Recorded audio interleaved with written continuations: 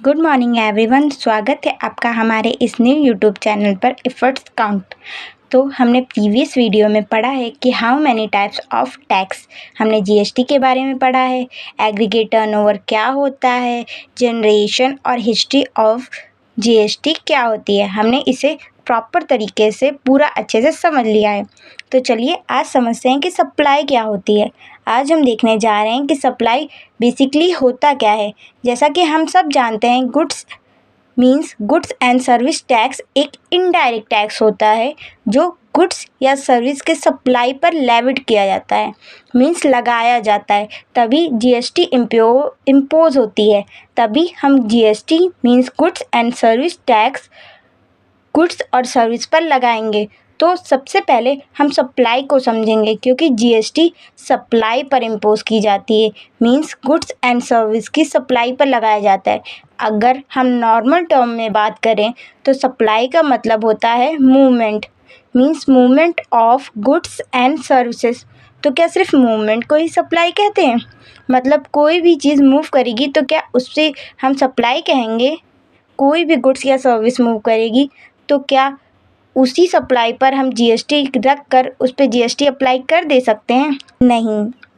जैसा कि हम जानते हैं कि जीएसटी सप्लाई पर लगाई जाती है, बट किसी भी प्रोडक्ट या सर्विस की मूवमेंट पे हम इसे डायरेक्टली नहीं लगा सकते हैं।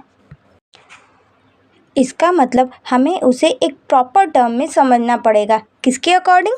जीएसटी एक्ट के अकॉर्डिंग हमें समझना पड़ेगा कि जीएसटी गुड्स एंड सर्विस की सप्लाई पर प्रॉपर किस तरह इम्पोज की जाएगी। चलिए समझते हैं सप्लाई किसे कहते हैं। जैसा कि बताया गया है, जितने भी जीएसटी इवेंट्स होते हैं तो वो सप्लाई के थ्रू ही स्टार्ट होते हैं, means the event of GST start when there is a supply. कोई भी जीएसटी इवेंट होता है वो सप्लाई के थ्रू ही स्टार्ट होता है, और जब गुड्स या सर्विस की सप्लाई होती है तब जीएसटी इम्पोज की जाती है। तो हमें इसे अच्छे से समझना होगा। तो CGST एक्ट सेक्शन 7 के सब सेक्शन 1 में बताया गया है कि सप्लाई क्या होती है। According to section 7 subsection 1, supply is defined by the way of scope of supply which include, यानी इसमें ये बताया गया है कि सप्लाई क्या होती है, और वहाँ ये भी बताया गया है कि स्कोप ऑफ सप्लाई को इसमें शामिल भी किया गया है।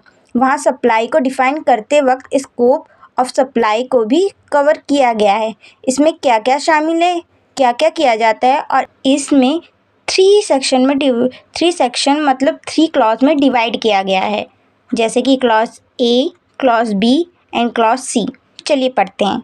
Clause A, all form of supply of goods and services or both, such as sale, transfer, barter, exchange, license, rental, lease और disposable, means ये जिस फॉर्म में होगी, all form of supply goods and services की वो सारी form जो इस तरह के सप्लाई में इंक्लूड होगी, उन सब पे जीएसटी अप्लाई की जाएगी। कौन कौन सी है? जैसे कि सेल्स हो, ट्रांसफ़र हो, कोई बार्टर हो, एक्सचेंज हो, लाइसेंस हो, रेंटल हो, लीज हो या डिस्पोजेबल हो, इन सब पर जीएसटी अप्लाई की जाएगी। क्यों?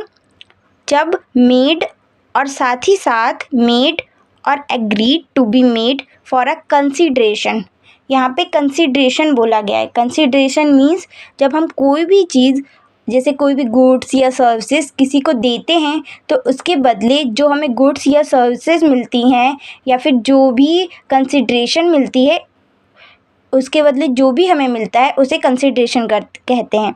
जैसे कि बार्टर टर्म है, तो उसमें जब हम कोई भी गुड्स या सर्विसेज उन्हें देते हैं तो उसके बदले हमें जो भी गुड्स या सर्विसेज प्राप्त होती है उसी को कंसिडरेशन कहेंगे।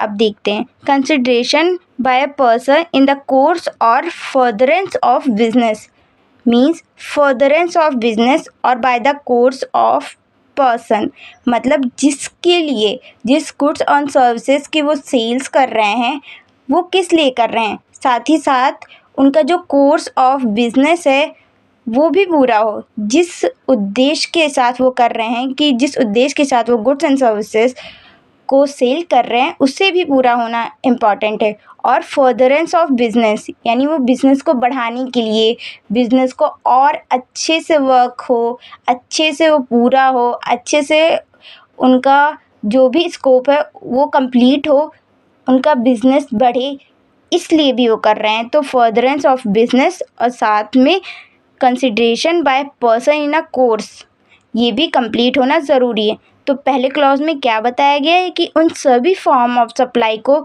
जो गुड्स एंड सर्विसेज के होते हैं उन्हें इंक्लूड किया जाएगा, जो सेल्स ट्रांसफ़र हो, बार्टर हो, एक्सचेंज हो, लाइसेंस हो, रेंटल हो, लीज हो या कोई भी हो। बट साथ ही साथ उसमें कंसिडरेशन होना मस्ट है। मीन्स बिना कंसिडरेशन के फर्स्ट क्लॉज को कंप्लीट नहीं किया जा सकता। और साथ ही साथ में by person in a course or furtherance of business को भी इंक्लूड किया गया है। क्लॉज 1 मीन्स क्लॉज ए में यही बताया गया है कि जितने भी all the form of supply हो उसमें कंसिडरेशन और फर्दरेंस और कोर्स ऑफ बिजनेस को भी इंक्लूड किया जाता है।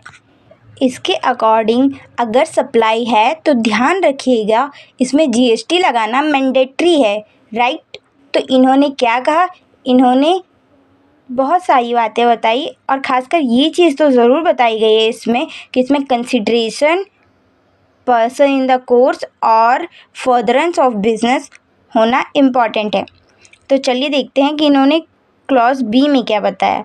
Import of goods and services for a consideration where or not in the course in the furtherance of business, यानी इसमें बताया गया है क्लॉज बी में कि क्लॉज बी में क्या क्या इंक्लूड किया जाता है।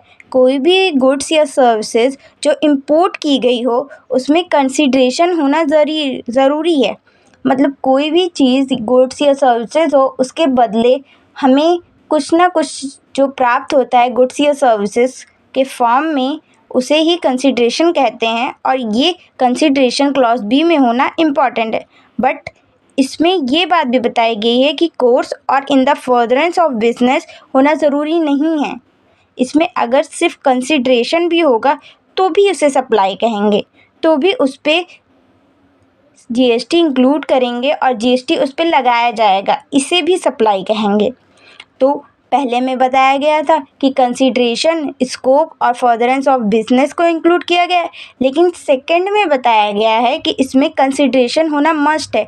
बट अगर इसमें कोर्स और in the furtherance of business नहीं भी होगी तो भी इसे सप्लाई कहा जाएगा, ठीक है। इसमें दो चीज़ें बेस बनानी थी, पहला कंसिडरेशन, दूसरा course or furtherance of business. यानी अगर किसी भी सप्लाई में कंसिडरेशन और course or furtherance of business होगा तो उसे सप्लाई कहेंगे। बट क्लॉज बी में क्या बताया गया कि इंपोर्ट ऑफ सर्विसेज, यानी कोई भी सर्विस आप इंपोर्ट कर रहे हो उसमें कंसिडरेशन है, बट ज़रूरी नहीं है कि उसमें course or furtherance of business भी हो। अगर उसमें course or furtherance of business नहीं भी है बट कंसिडरेशन है तो भी इसे क्लॉज बी के अकॉर्डिंग सप्लाई कहा जाएगा। तो चलिए देखते हैं क्लॉज सी क्या कहता है। Clause C, the activity specified in schedule 1 made और agreed to be made with or without a consideration. Means clause C में क्या बताया गया है कि कोई भी एक्टिविटी जो स्पेसिफाइड की गई है शेड्यूल 1 में, जो शेड्यूल 1 में कहा गया है उसमें कंसिडरेशन हो चाहे ना हो, बट फिर भी उसे सप्लाई कहा जाएगा। क्यों कहा जाएगा? क्योंकि वो शेड्यूल 1 में इंक्लूड है तो उसे सप्लाई कहा जाएगा। अब जैसे कि क्लॉज ए में बताया गया था कि इसमें कंसिडरेशन और course of furtherance of business होना इम्पॉर्टेंट है, वैसे ही क्लॉज बी में ये बताया गया था कि कंसिडरेशन हो but course of furtherance of business नहीं भी हो तो भी इसे सप्लाई कहा जाएगा और तब भी इस पर जीएसटी लगाया जाएगा।